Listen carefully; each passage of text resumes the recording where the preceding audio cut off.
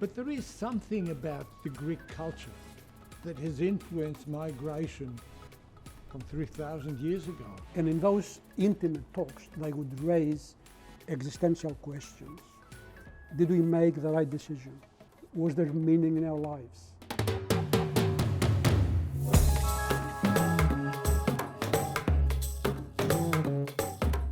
I understand how you feel because when I went back to my country, I was also treated as a stranger. Even for these supposedly progressive people who are at the forefront in the Greek community, being gay is considered a moral character failing. Welcome to Think Greek. I'm Kyriakos Gold. We're talking about Greek-Australian migration here in the heart of the Greek Quarter in Melbourne. We're going to focus in the last periods of migration, 2009 up to today. We have a special guest in this last episode. We'll cross to Professor Karalis and we'll start with his contributions about the role of women in the Greek-Australian community in this last period.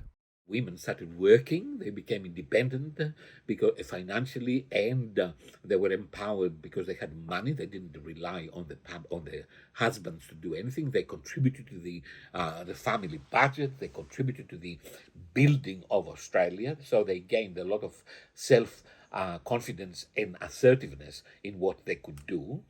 But I think that the Greek community, of course, as we said, there are many different speeds in the Greek community. The older generation maintains traditional roles, but modern families are much more sort of flexible. So don't forget, I just want to remind that, I don't know if that's a sign of progress or something else, but we are one of the first communities in divorces. And in a certain way, we are the highest community with the lowest fertility rates, as we understand. You know, Greek couples make 1 or 2 children, and that's it.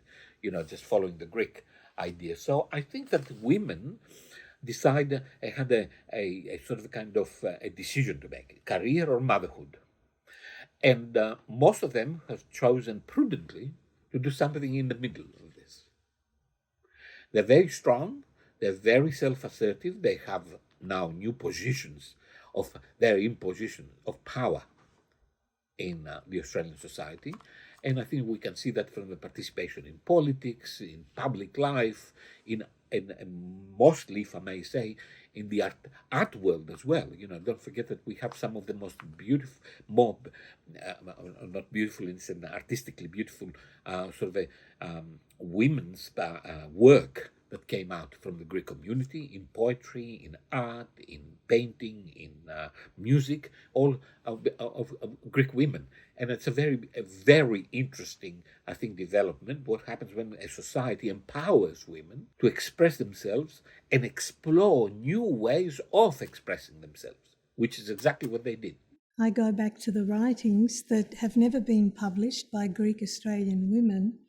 When you look at the first generation of Greek Australian women, there are so many writings that deal with Indigenous issues. Very true. To the point where at Monash University, the head of the Indigenous unit there is fascinated, and we want to have a collaboration and bring these beautiful writings to the fore. In one of the poems, for example, that moved a lot of the people in the Indigenous area, they're Indigenous themselves, Ekaterini Baluka says that I understand how you feel because when I went back to my country, I was also treated as a stranger.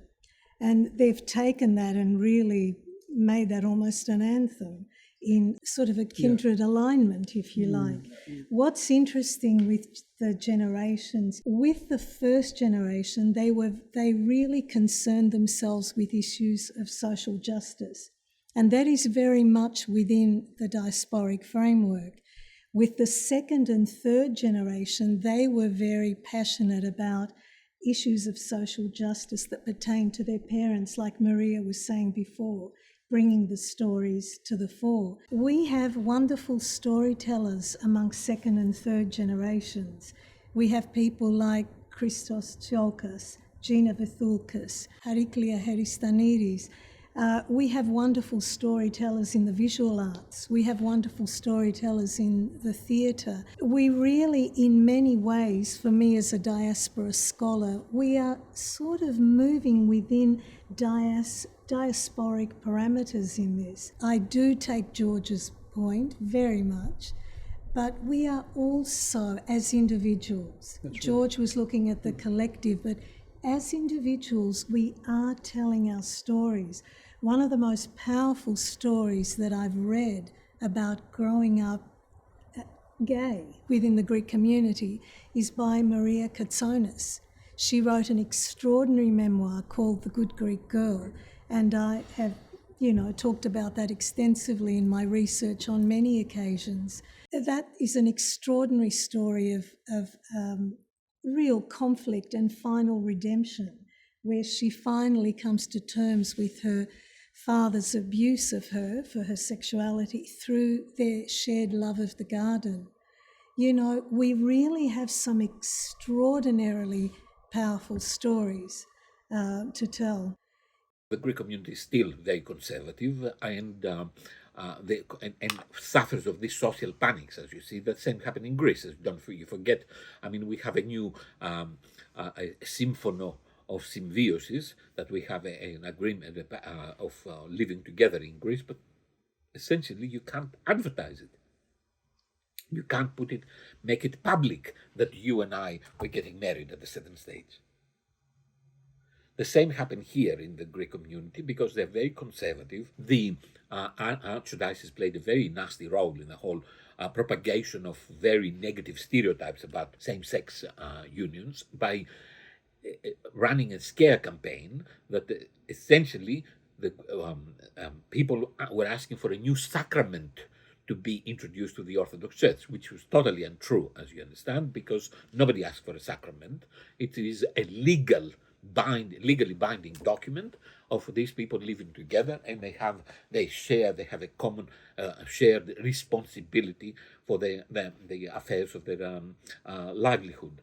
So I think that the Greek community is still very conservative, is still very, if I may say, to a certain degree, reactionary to this. We have to present some sort of a kind of mainstream, formally acceptable, much more, if I may say, realistic perception of what that means for two people of the same sex to live together. So I don't think that things will change shortly, but in the long run, I think I'm more optimistic because, they said that if the same-sex union will become a law, the heavens will fall down, we will have a moral decay, and nothing of this happened, as you understand. So I think what we have to do is we have to do some, it's very interesting that we don't have lectures, we don't have any presentation of gay life, Greek gay life in Australia. Nobody dares to do that, they're afraid to do this. I would like to mention my book on Manoli Laskaris in 2003, which was the first book of oral history of a Greek gay experience in Australia. And of course, as you understand, the Greek community ignores it completely. It has become, as they said, a minor classic in Australian literature, but nothing with the Greek community. So I think that we have to try harder. Journalists, the official institutional journalists in the newspapers or the media must do something more about this to show that there's no public danger by same-sex unions, that the danger is essentially a psychological state of their own moral panic that they have that something is going to be destroyed. On the contrary, this union of people, this acceptance of the people, will bring the Greek community together, especially the new generation, which are more fearless and much more bold in declaring their sexuality. Even in progressive organisations like Democritus, which is supposed to be an organisation for social justice and whatever, being gay is frowned upon.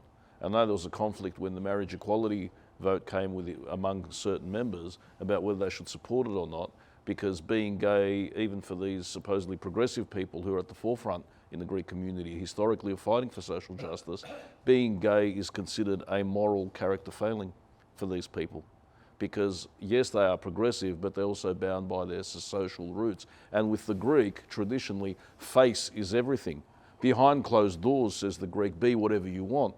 Just don't bring it outside so you don't lose face bring shame to your family. So the moral compass is not about whether it's right or wrong, it's about what looks good and acceptable to the outside. To talk about attitudes towards gay people from a Greek perspective might not do justice to the whole issue around gay people generally in the community and how they have had, to adjust and survive. So did we have an expectation that previous generations would be more open to the idea of a gay son or daughter or uncle? And if we did, then it's a misplaced expectation, because the people that had those attitudes come from a different time.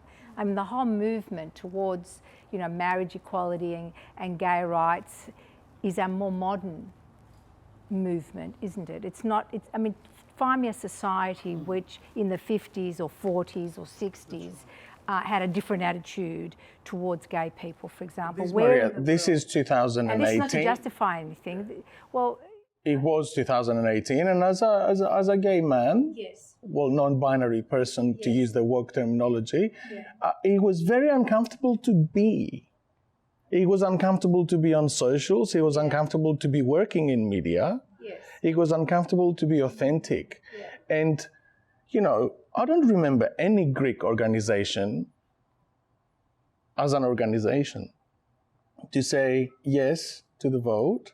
And I remember the church being very vocal on the no case. But at this point, you're also making the assertion that those organisations speak for the broader community. Yeah, which and is a I'm good saying point, to Maria. you that maybe they didn't, but a large number of people within the community Right. had a say, and I'm pretty sure many of them would have voted in favour. So we don't want to make the mistake of pinning the entire diversity of the community on whether the official organisation. Sure. And that's an interesting area in itself. That brings me to my next question. Are organizations failing? Are they not representative of the diversity of the community? It's a very tricky question. I think I'm in broad agreement with Maria. But if we concentrate our attention to, if you like, the level at which organizations operate, I'm of the opinion that the community is still deeply conservative. Deeply conservative. Why? Precisely because, for a number of reasons, even the most representative organizations like the Greek community have not developed a culture of questioning, of open discussion, of welcoming, of accommodating difference, of facing complex issues, of truly remembering the complexity of their history. They are not, the Greek communities, broadly speaking, at the institutional level, hide. They don't reveal. But at the present historical moment, the most, if you like, the center of conservatism within the Greek communities at many different levels, not just a level of sexuality or equality, image or whatever, is the church. Okay, in my opinion, the most conservative institution. It's not unique to our church, but of course, what is unique to our church right now is its political, if you like, ambitions. The church wants to speak on behalf of that community. And personally, I have heard horrible stories from my students and from other kind about the community in general. Yeah. During the last 10 years, there was a lot of dispersion in the Greek community, in the sense that both the change in the structure of ecclesiastical authorities and the structure of political authorities in Greece, that is to say, the taking over by young people of these organizations that were going back to the 70s and 80s, now brought new, I would say, orientations, new perspectives, new ideas of how to connect, first of all, with your past, and then how to resituate yourself within the multicultural realities of the Australian society and its own orientations. So that has happened in the Greek community of Melbourne in one way or another. It has happened as well in other communities. It hasn't happened in Sydney, so we can see there is a sort of an unevenness in the new directions that the Greek community is taking. Also, we have seen a remarkable renewal in the participation of young people in the Greek community, which is really interesting and I think very hopeful, gives us a hope, because until now the Greek community was dominated by the elderly people who came here, the now elderly people who came here in the 50s and 60s. They kept, just a tight grip on the politics and the social life of the Greek community. But now youngsters take over, and I think this is very hopeful. Morally, I would say there's another thing that we must take in consideration: communication with Greece itself, through media, through traveling, through the apps that we have today on the phones. So the tyranny of distance has been essentially abolished, I would say, for the last 10 years in particular. So there is a more direct communication between Greece, because in the 90s and the 2000s, a young generation went to Greece only on holidays. So, and then we came back here and they maintained, if I may say, something like an isolation, a certain isolation from what was happening in Greece. But now this is not the case. With your computers, with your iPhones, with all the other applications that we have, they're in constant and everyday communication with what happens in Greece. They know the politics, they know the social questions, they know the social conflicts, they participate in some of them. The discussion for the vote of the Greek diaspora is also important, and I think that has played a lot of role, a very significant role in this process itself. So I don't think that we can find a common line where the Greek community is standing at the moment, because there are many Greek communities in the plural. Some of them have given themselves a new orientation, a new perspective. Some of them have remained in the past, and I think that in this conflict between what was happening and how it's happening and what is happening now, probably will be some very new movements that we will see in the near future. Let's go back to Professor Karalis and talk about the future. Just the structures of the Greek community must be revised and reconsidered, I think. Of course, the main structure that we've seen in the Greek community is the Greek Orthodox Church. The Greek Orthodox Church is there forever, eternally movable, and will be there forever and ever. I don't know what we can do within the Orthodox Church. I mean, the Orthodox Church at a certain stage must revisit some topics of lay participation, women participation, just even discuss issues like the ordination of women at a certain level of priesthood, and these issues that become dominant essentially worldwide. But that's the Orthodox Church, as you understand. It is like the Catholic Church, extremely conservative. We can't expect this to happen, as the Patriarch of Constantinople had told me years ago. This needs some centuries to evolve, as you understand. So we need centuries to evolve. So that will be very interesting to see how many centuries we need to evolve. But the communities, I think, they need radical changes. The Greek Orthodox community of New South Wales, the Greek Orthodox community of Victoria, and the central, that you say, secular lay structures of Australia need to reconsider themselves, rewrite the constitution, allow new members to be to enroll, rethink of their assets, what they're going to do with the assets that they have them and then are totally inert and produce no profit for anyone. And then, as you see, because I think that this is a very sweet seduction of power, is that some young people must take over these communities, and they must, institutionally, I mean, and they have to become presidents, and in order to give their own vision of the future for the Greek community. At the moment, I think we are in a limbo. Just the old generation is still powerful. Practically and biologically, they are living, but they don't want to give up on actually holding on to power.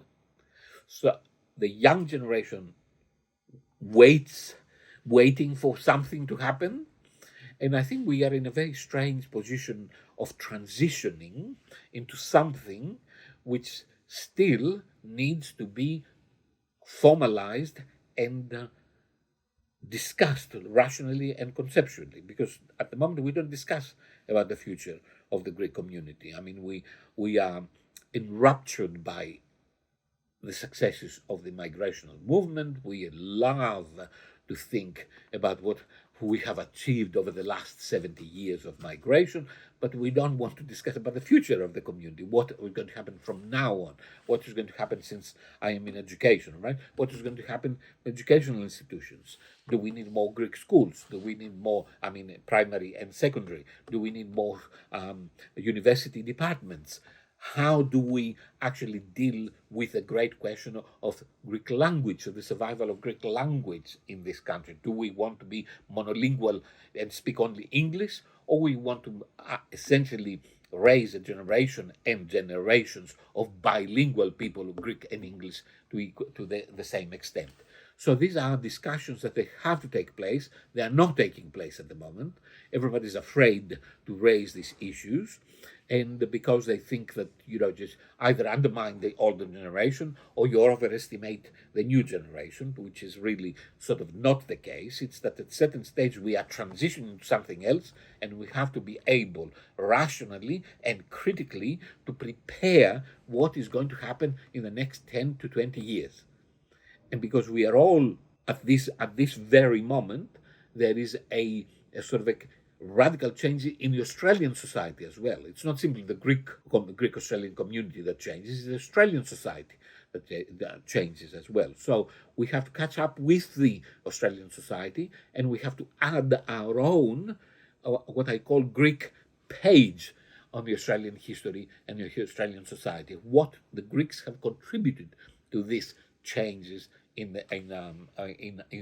our country. What about visibility? Are we visible enough as a community? Do we need to change something? Do you need to work harder? Or do we need to be less visible? Beyond any visibility within the Australian society, which is, I think, quite striking and extreme, we are a successful community. We have to admit that.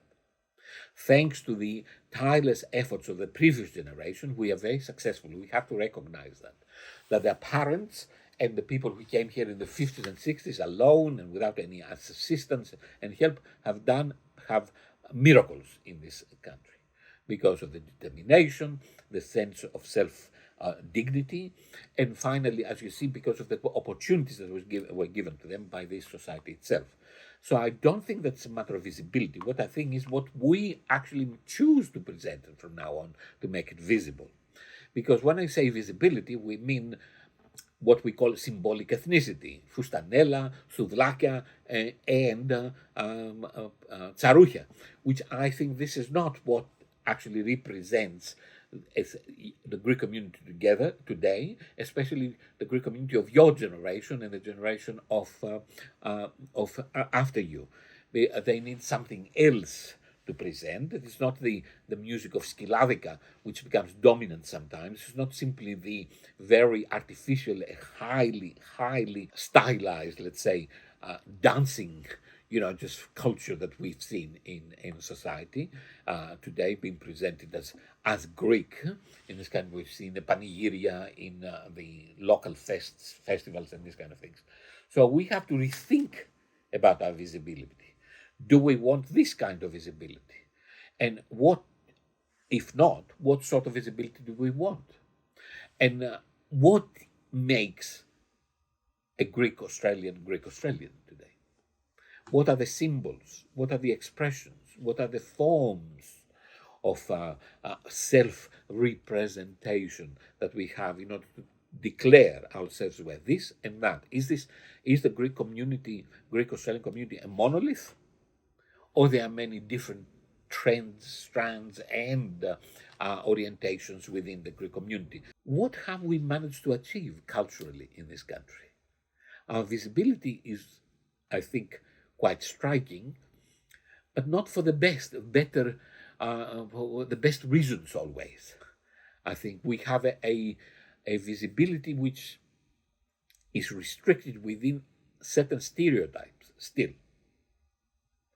And the stereotypes do not include, as you understand, sort of a kind of minority experiences within the Greek community. They don't, I mean, only recently we have discussions about women experiences in the Greek community as a distinct way of relating to the social history of Australia, and a distinct way of relating to the past, the nostalgia that we have for Greece, and the nostalgia for the Greek culture. But then I think I am a bit, how can I say, not so much optimistic about this, because this goes back to what I said before, that we have to revisit and reimagine our institutional structures. If this doesn't happen, you and I can talk about individual cases, individual solutions, but not for community solutions. More changes will take place in the next 10 years, as you understand. So what do? How do we have to sit down and make a plan of how we want to see ourselves in 10 years from now. What we need, of course, is in Australia, in Sydney in particular, a cultural centre. I mean, what we need is essentially a place, a spot, a space, a cultural space, which will be dedicated only to us, and from there we can actually create a sort of an institutional structure to promote some of these questions, and in collaboration with Greek institutes in Greece or overseas, in other countries as well. And then finally, as you see, which is, I believe, the most important thing of all, you have to involve the young generation into this process. The old generation have done miracles, they have achieved a lot of things, but now they must have the respect and the dignity to withdraw from these places, positions of power, and give them to the new generation. Thank you for tonight, and thank you for staying with us. This was Think Greek. We'll see you next year.